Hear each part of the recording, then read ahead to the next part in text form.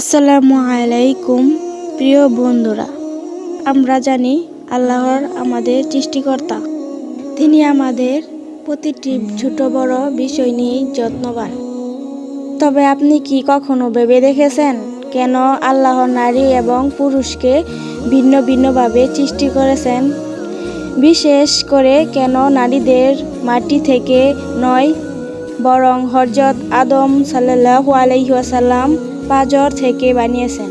বন্ধুরা, ভিডিওটি না টেনে অবশ্যই লাস্ট পর্যন্ত দেখতে থাকবেন। যারা এই চ্যানেলটিতে নতুন তারা অবশ্যই সাবস্ক্রাইব করে পাশে থাকবেন। আচ্ছা, প্রথমে আমরা জানি যে হযরত আদম সাল্লাল্লাহু আলাইহি ওয়াসাল্লাম ছিলেন প্রথম মানুষ। আল্লাহ তাকে মাটি দিয়ে সৃষ্টি করেছিলেন। কুরআন আল্লাহ পাক বলেছেন, আমি মানুষকে মাটি থেকে সৃষ্টি করেছি। আদম সাল্লাল্লাহু আলাইহি ওয়াসাল্লাম একাই ছিলেন, কোনো সঙ্গী ছিলেন না। সেই সময় আল্লাহ তার জন্য এক সঙ্গী তৈরি করেন। তিনি তার পাঁজর থেকে হযরত হাওয়া সাল্লাল্লাহু আলাইহি ওয়াসাল্লামকে সৃষ্টি করেন।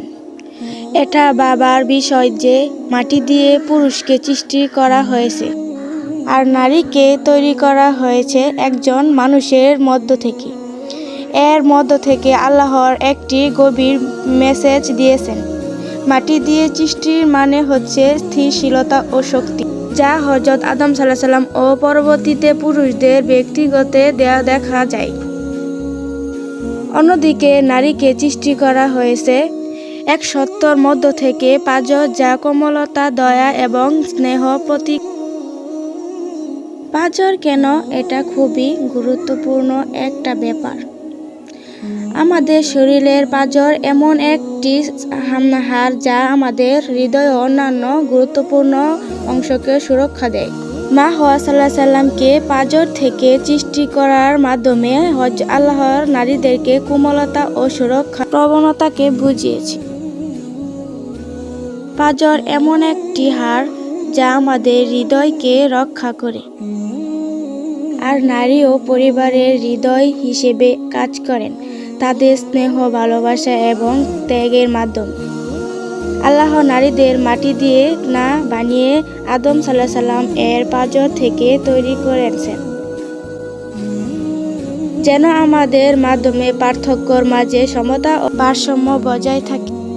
পুরুষদের মাধ্যমে শক্তি আর নারীদের মাধ্যমে কোমলতা, যা একে অপরকে পরিপূর্ণ করে। বন্ধুরা, এ থেকে আমরা শিক্ষা পাই আল্লাহর প্রতিটি সৃষ্টির মাধ্যমে রহস্য ও শিক্ষা রেখে দিয়েছেন। পুরুষ এবং নারী আলাদা হলেও তারা একে অপরকে পরিপূরক। আমাদের উচিত সেই শিক্ষা গ্রহণ করা এবং নিজেদের মধ্যে শান্তি, সম্মান এবং ভালোবাসা বজায় রাখা। এই ছিল আজকের ভিডিও। যদি এই ভিডিওটি ভালো লাগে থাকে তাহলে লাইক, শেয়ার এবং সাবস্ক্রাইব করতে ভুলবেন না।